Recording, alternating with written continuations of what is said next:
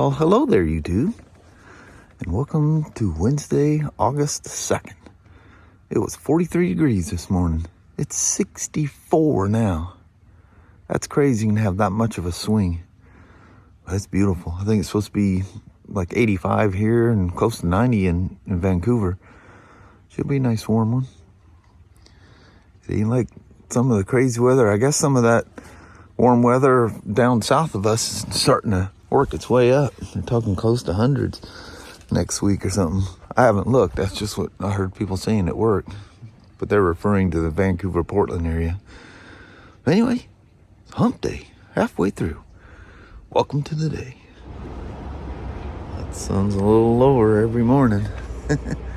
It's super quiet out here this morning. I just hear a couple of them idling over there. It's very nice. Nobody's at the pumps. No people using the pumps as parking spots. Crazy. Beautiful morning. 65 it says now. We'll take it. 74 and sunny. You can kind of see a little bit of haze. That's probably where all that dust is coming from. Mm-hmm. It's just wiping anything out that sits outside. Mm-hmm. But Mama, yes, Papa. hump day is upon us. It is. Taking that slippery slope, slide on into a weekend. Yeah, I like that. Me too. So, have a wonderful day. You too. I'll see you as the day goes on. Alrighty. Love you. See you. Bye. I love you. Bye-bye now. Bye. So, went through a work day, made it home safe and sound, even came home and crashed out for a little bit. I told you, yesterday I didn't get started on it until today, but my old chalk white demo from 2020 ran over a boulder. Well, how this thing all started is they came in and it showed Kelly some pictures. I need all them plastic pieces. So Kelly couldn't determine, nobody could determine by the pictures they took what was what. So one of the service writers brought it down, I think he brought it down to us. And anyway, so I crawl underneath there and I'm trying to take my own pictures because I see the couple of plastic pieces that they wanted replaced. Well, as I'm underneath there, I go, man, it looks like there's way more than this, so there was a couple of pieces added. I mean, the whole fan piece, the metal support that runs across the front that holds the two radiators. And, it ended up being quite a few pieces for it. But that's just what I can see. There's no estimate done. Nobody's taken anything apart. This is just a visual.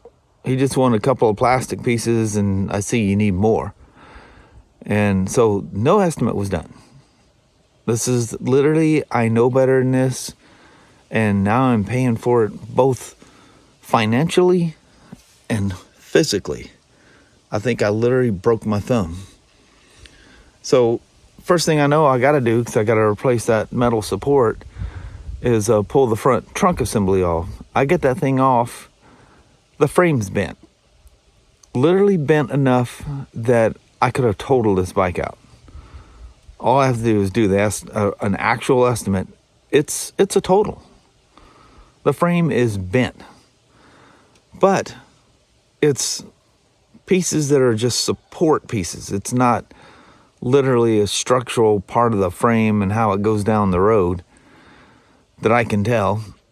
So I get the hanger piece for the radiators out of the way and see how bad, the frame's damaged. I couldn't even get the bolts out. This is how I did that to my thumb, was trying to get bolts out because the frame piece is twisted. I can't get to the nuts. I can spin the head of the bolt, but I can't get to the nut.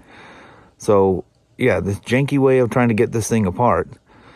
I got it apart, and hours. I spent, other than spending probably about 3 hours of my day trying to get Tim and the BMW computer all set up so he can do all his online training before he goes to level 1 course in New Jersey.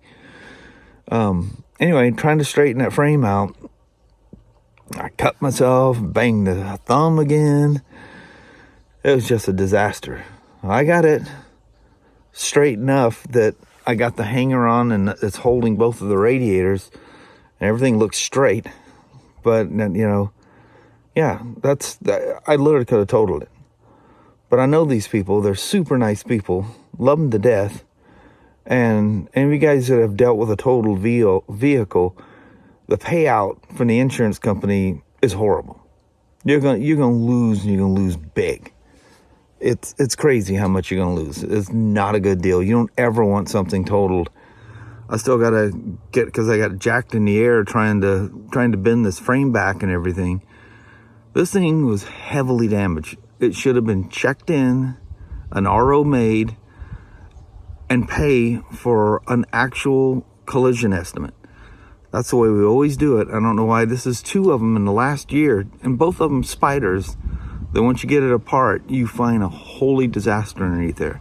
The only way you can properly do an estimate on these things, somebody has to pay the time to take this thing apart and see exactly what's going on. It would have been a totaled, my RT would be going to the junkyard or to auction or whatever they do with whatever insurance companies do with them. But yeah, I wouldn't be doing what I did. God only knows what I did to my thumb. I mean, excruciating pain. I can't even squeeze it hard enough, to get a good idea whether the bone's cracked or not. Should go to a dadgum doctor, but there we go, more money. And who's going to pay for that? Because I got to pay whatever the copay is.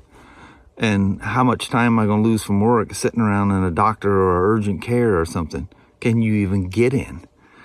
So anyway, a bad deal. I will never be involved with one of these things ever again. A collision estimate needs to be done when even though the boulders ran over and it looked simple, they just want a couple of parts replaced that you could see the plastic. It's way more than that. It would have been totaled. Insurance company would not pay to replace that frame on that thing. It just, that totals them out right away. Plus, the unimaginable amount of time it takes to get a frame in. Because you get dealing with, serial numbering something. If you ever had this done, it's a mess. But anyway, I'll leave all that alone. I took a little nap. When I got home, calmed down, I'm getting myself riled up just thinking about it. Just how both physically and financially these things mess me up and how I get myself involved in these things. So I'm going to go out there and play with my Harley. I got a little part that showed up today. We're gonna do some messing around with a hog. Something that's easy. Simple and easy and going to outlive us all. Outlive theirs. I don't care if you just had a grandchild. It's going to outlive every one of them. So let's do that. That gives me peace. I received my USB-C to USB-A so I can make the Apple MagSafe charger work. Just converts C to A so I can plug it into the charger and make that work. This one just needs to, because that's how it comes. USB-A. See if I can come up with a neat way of wiring it, but I want to wire it in a way that if I stop somewhere and I don't feel comfortable leaving them on, I just twist the clamps on both of them and just simply take them off. So there may be some dangling coming from this side. This one should be pretty easy to route, and we'll make this thing neat. And Kelly and I have tentatively a little mini trip to do to test everything out, which will probably get the bike all dirty when I do it, but it'll be fun. All right, so I took the windshield off to help do what I came up with an idea of just wrapping the cords at the back of the little round mount links, and so they're just dangling off of here, and if I unplug them they'll stick with it and I don't have to do any fancy wiring. I'll probably adjust this some, come up with something a little better looking, because it's kind of going in the way of my steering lock and a thermometer there. But power on. Got to give it a second because it's not connected to an Apple device, so the device recognizes it. and off we go. How about that? So I took a little bit of a time out here and did a goodbye. So the goodbye was pre-recorded. So when we get to that, we'll go outside. It's already dark out there, so had to stop. Kelly goes, I'm getting hungry. She can't get hungry because of her thing there. Blood sugar goes crazy. But yeah, I think that'll work. Not obstructing anything, and that Garmin is just barely covers the unlock button here, so it doesn't even stick up as much as the phone. And then these have the full rubber isolation because of the Garmin connection balls. Watch, you can see it even shake. It doesn't get that high frequency vibration. Not that this thing puts that off. The Milwaukee 8s are just different than what they were before. But yeah, you're not going to kill a camera riding a Harley. They don't have that kind of shake. The iron at about 90 miles an hour, yeah, she buzzes. That could probably hurt a camera if you had it solid mounted. But you just want to take all that frequency out. And see, I'm hitting that and the bars and everything shake, but when I'm holding on to it, it's not going to do that. These don't shake like the old Harleys. They did it just right, where you have that Harley feeling, but not the, you can't hardly tell what color the street light is because it's shaking your head. Remember them old things? Of course, as soon as you give it throttle, it all goes away and goes smooth anyway. So you're only worried about idle speeds, and it'll just be just a boom, boom, boom, barely a shake. I've run ram mounts forever, and I put it away. I usually use the claw ones, and super easy to get in and out. They're just fumble free. You can use whatever case you want. You're not locked into, some other parties' things where you have to buy their case to connect it to the bike. And a bunch of guys have some. I don't like the cases at all. I like my leather cases. Love the way they feel.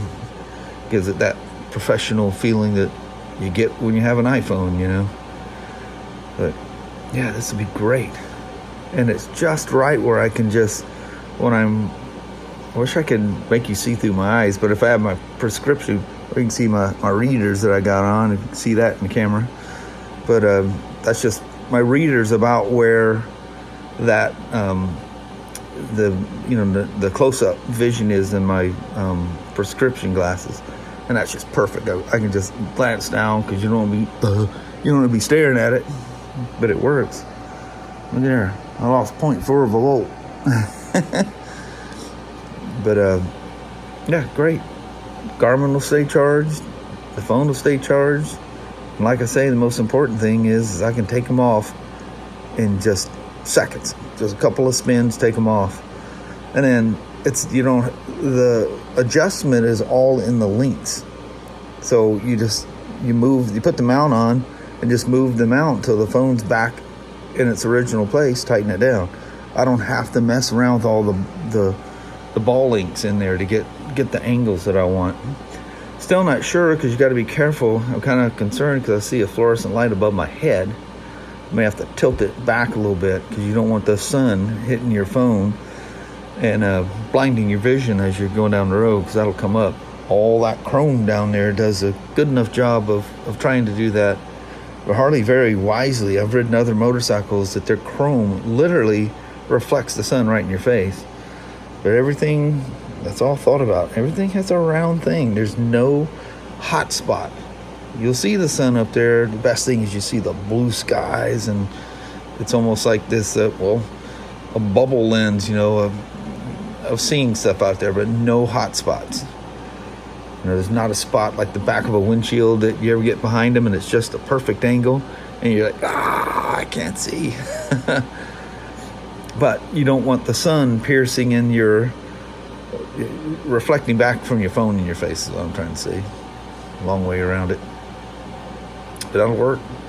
I'm going to use big phone, small phone. And like I say, I still got enough play in here that I can move that if I want to change phones and go to a bigger phone, because I'll have to move the MagSafe up a little bit for the bigger phone because it's in the center of the phone in the back.